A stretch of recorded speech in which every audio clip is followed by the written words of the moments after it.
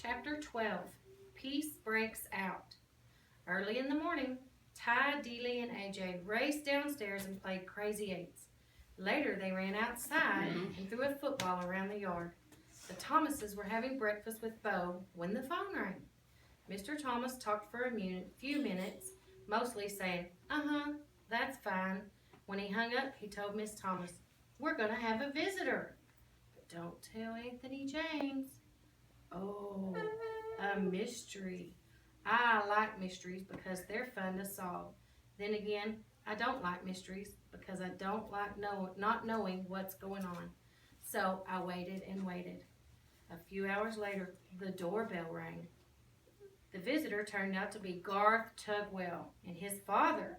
"I really appreciate this," Mr. Tugwell told the Thomases. "It was Miss Brisbane's idea. Since Garth can't have Humphrey at our house right now, she suggested that he could help AJ take care of him over here. Sounds like Miss Brisbane, as if I'm trouble to take care of." But Garth had been crying because he couldn't have me, so maybe she was trying to be nice. After Miss Tugwell left, Mr. Thomas called AJ in. AJ ran into the room and practically backed out again when he saw Garth. "We have a guest," said Mr. Thomas. "Shake hands, Anthony. Garth is here to help you take care of Humphrey." AJ and Garth reluctantly shook hands. "How come?" asked AJ. Garth shrugged his shoulders. "Miss Brisbane said to." "Well, come on. We'll clean his cage and get it over with," AJ said. The boys didn't talk much while they cleaned the cage, but they started giggling when they cleaned up my potty corner. I don't know why that makes everyone giggle. After they stopped giggling, they started talking and kidding around. They decided to let me out of the cage. So they took a set of old blocks from Dealey's room and built me a huge maze. Oh, I love mazes. When we were all tired of that game, AJ offered to teach Garth to play Crazy Eights, and then Ty and Dealey joined them in a game of Go Fish. Nobody mentioned TV.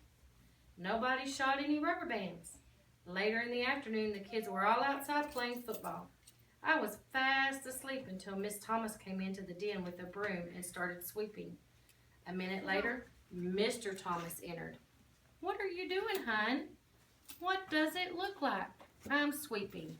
You know all the snacking we do in here makes a real mess on the floor," she said. "Bo's asleep?" her husband asked. Mr. Thomas walked over to his wife and took the broom away from her. "Then you sit down and rest a spell, hun. I'll sweep. Go on, don't argue."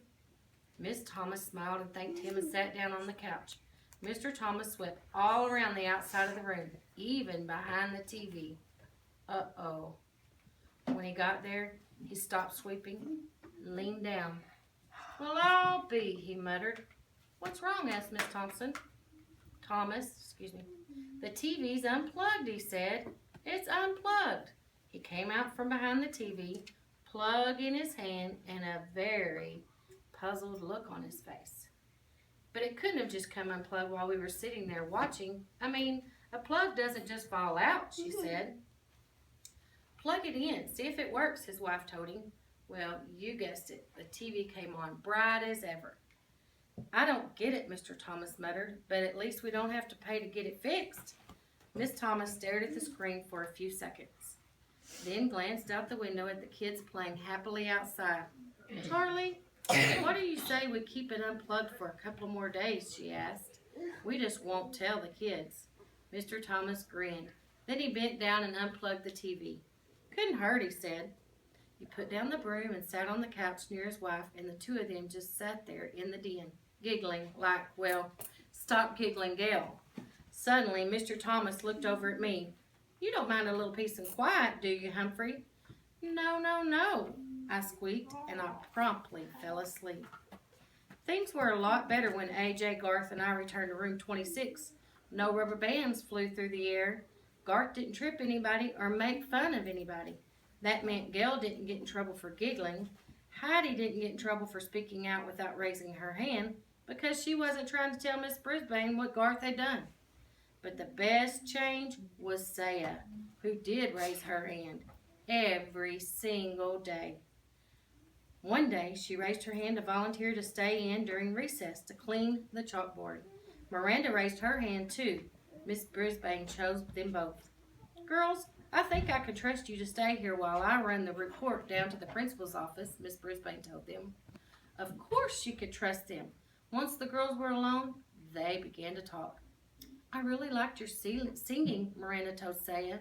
Thanks. My mom and I are going to a musical version of Cinderella over at the college this weekend, Miranda continued. We have an extra ticket. Would you like to come with us? My mom will pick you up. Saya quickly turned to face Miranda. Oh, yes. I have not been to a play before. Miranda grinned. Good. I'll have my mom call your mom. Suddenly, Saya's face fell. Oh, better not. She's so busy. Give me your number and I'll have my father call your mother. Saya watched Miranda's reaction carefully. So did I. Cool. That was it. Miranda jotted down her number. Saya looked greatly relieved. I knew that Miranda's mother didn't care how well Saya's mother spoke English. Maybe now Saya would figure that out too. Another great thing that happened was that Miss Brisbane started reading a book out loud to the class.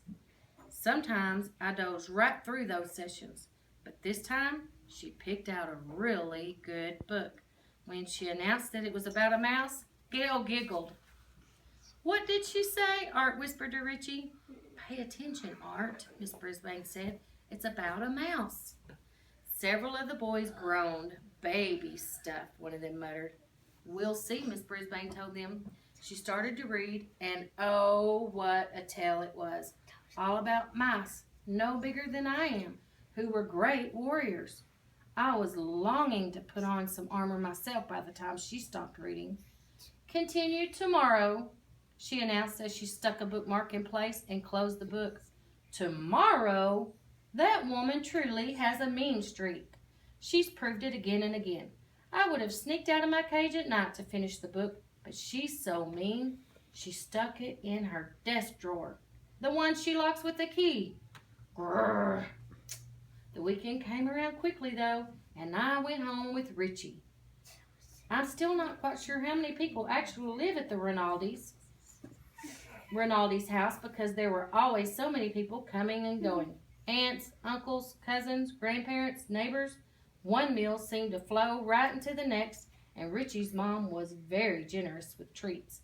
I'll tell you one thing, you could never be lonely or hungry at the Rinaldi's house. On Sunday afternoon, guess who showed up? Remember Richie's uncle? That's right, Aldo Amato. This time, my buddy Aldo was not lonely because he brought along his girlfriend, Maria, to meet the family. She was a very nice lady who wore her long hair piled up high on her head. She was dressed in bright red from head to toe. Red earrings, red sweater, red skirt, and red shoes. I think red's a very happy color. I think Maria is a very happy person, especially when she's with Aldo. All the Rinaldis made a big fuss over Maria and praised the bread and cookies she'd brought from the bakery where she worked. After all the commotion of their arrival died down, I heard Aldo tell Maria, now there's someone really important I want you to meet. And he introduced her to me. Me.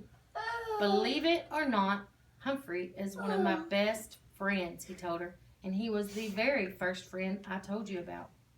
Then I am honored to meet Humphrey, Maria said, smiling down at me. The pleasure is all mine, I squeaked.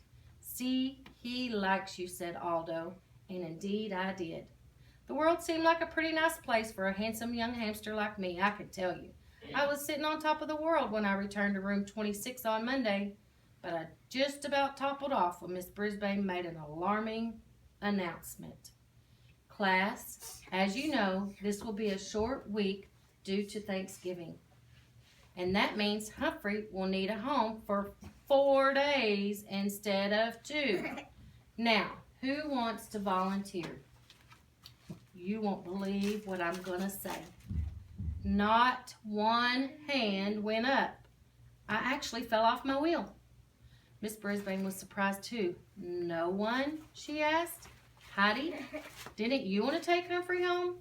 Oh, yes, but we're going to my grandma's house for Thanksgiving, she explained. Art, didn't you ask for Humphrey last week? Yes, but we're having all my relatives for Thanksgiving, and Mom says it wouldn't be a good time, Art explained. And so it went. Every single classmate had big plans for Thanksgiving. Plans that didn't include having an extra hamster around. I was worried. I didn't want to spend 4 days alone in room 26. I worried all day Monday, all day Tuesday. I worried even more all day Wednesday. At the end of the day, Miss Principal Morales stopped by to give Miss Brisbane an envelope. I think it was her paycheck because she was especially glad to see him. I have a huge favor to ask, she said. Sure, Sue, what is it? Asked Principal Morales. He wore a tie with little turkeys all over it. Could you possibly take Humphrey for the weekend? I had my paws crossed that he'd say yes, but Principal Morales didn't even smile. Oh, Sue, I'd love to, but we're going out of town for the holiday, he told her. Another time I'd love to. Another time wouldn't matter. I need a place to go now. After the principal left, Miss Brisbane sighed and began gathering up her papers. Well, Humphrey, it looks like you're going home with me for Thanksgiving, she said grimly. My fate was sealed. I was going to the home of the woman who had once vowed to get rid of me for 4 whole days. And frankly, I was worried I'd never come back. Tip 12. If you must leave your hamster with a caretaker, make sure it is someone you know and trust.